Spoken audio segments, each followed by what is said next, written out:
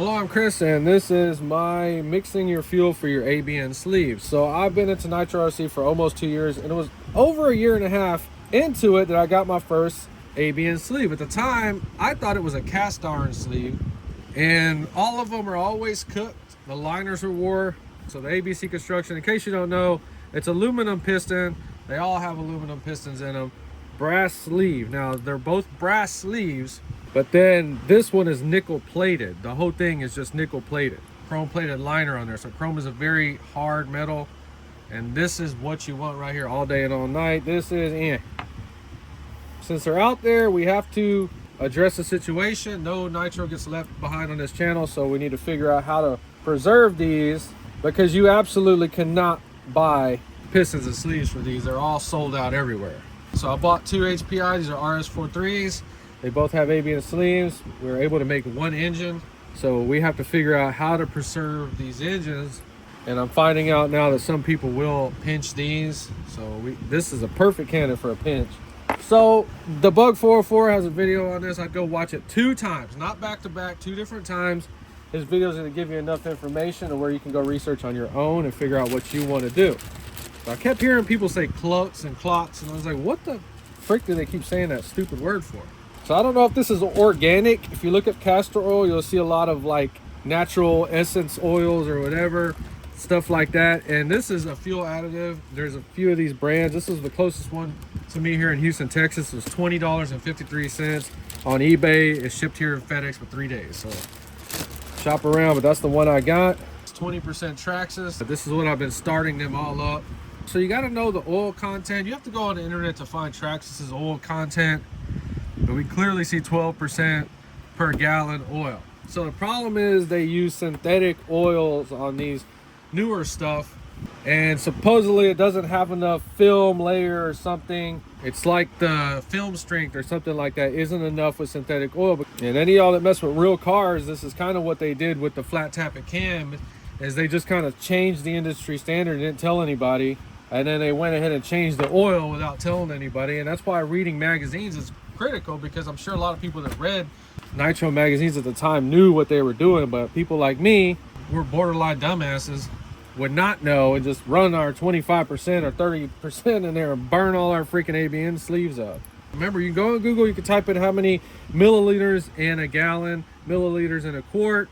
This is clearly milliliters. So with me, I've calculated at 475 milliliters, I'm going to put 24 milliliters. So that's 2 injections of castor oil into half a quart, something like that. This bottle, I've already cleaned it with denatured alcohol. I just got to go wash the outside real good. But yeah, somebody left nitro fuel in it for like 15 years.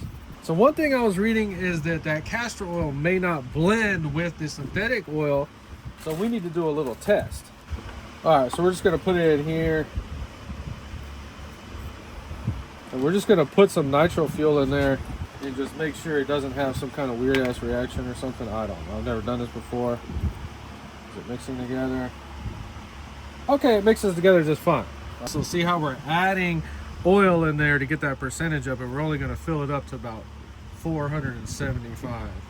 Yeah, so I don't think I've ever talked crap about people mixing fuels, but I have talked crap about people mixing after runs, and I still think that's retarded. I think we used about 1 ounce, so this thing is still all the way full. So think about that. If you're on a budget, you don't need 16 ounces. You could probably get a little 4-ounce bottle if they have it. Yeah, but much respect for companies like this still making the old school stuff or additives, and this is awesome.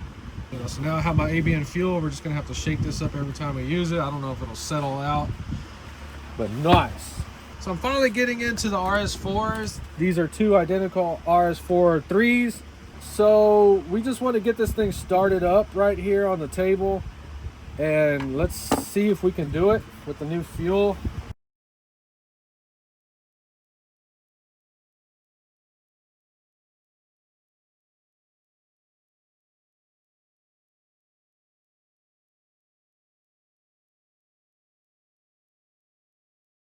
This was not new in any way. Somebody tried to resize this one, and it's not out around here, but I think it may be out around here, around the valves or chambers or whatever.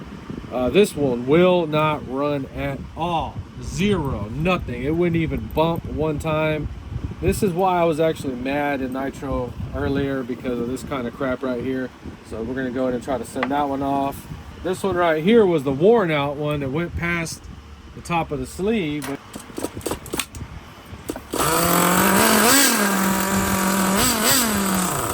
Yeah, so this one is never gonna run right. I've already leaned it out, everything possible. But the problem with this one is if we go any lower than about 1 millimeter on idle gas, this thing will not run at all. It just shuts off. Indicator that we're having blow by extra fuel, meaning that we have to have extra air just by default to even get it started. And then once it starts running, the fuel pump starts pushing fuel. Now it richens up and it starts spinning it out. So you got to really understand what's going on. You know, so whenever you see me mess with these engines now, I'm not sitting here for 20 minutes trying to start this thing. I am literally putting gas in them, and you're seeing it as I see it now. So trying to understand what's happening with the air-fuel ratio mixture is going to help you. If you don't watch me or watch my channel, I have over 20 years of real car carburetors getting them damn things to run. So any carburetor, I don't care. Volkswagen, Datsun, Chevy, Ford, I do not care. Not scared of any of them, never been scared of any of them. If you watch my videos, I'll talk about just zeroing this out. Do not send any fuel to it and dump some in there and see what happens. The worst thing you can do is just rev up. All right, so now we are completely empty of fuel. So I'm trying to show you how I figure these things out without knowing the carburetor settings. So now we can open up the fuel one turn. Try to start it again and see what happens.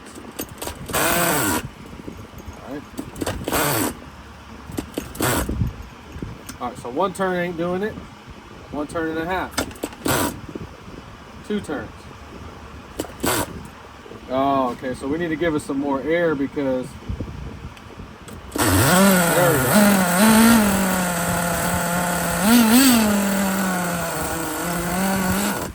All right, we'll go 2.5 turns. I think it's about 2.5 turns on all these small ones.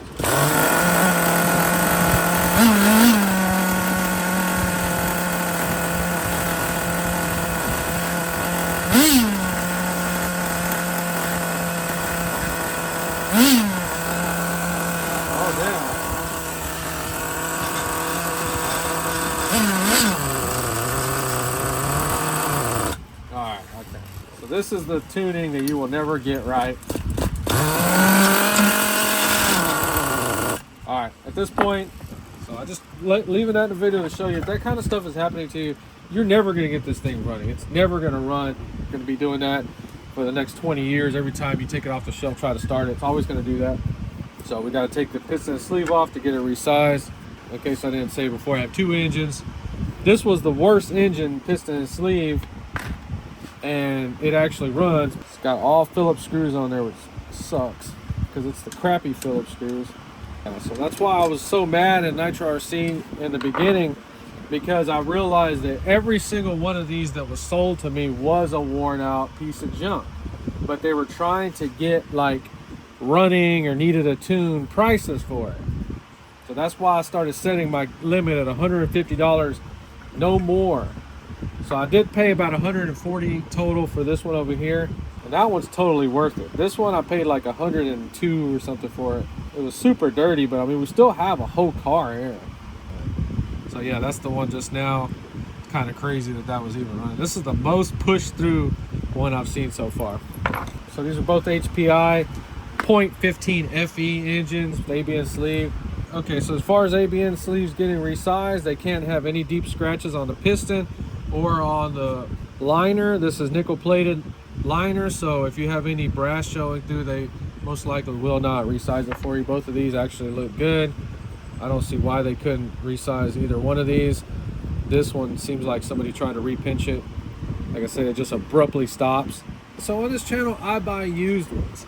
A lot of times these guys will have them repinched with a hose clamp or the collar on these ABN sleeves, and they won't pinch them right. And then whenever you get them, there's not a smooth travel. It just abruptly stops. You know, imagine a big bus coming to a stop sign. This one is like an idiot in a little piece of shit car. It slams on his brakes.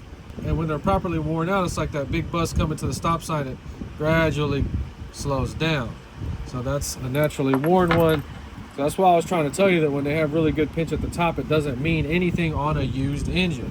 So just documenting my little experience. You've seen how we made some fuel for the ABN sleeves, so this is going to be awesome to have that.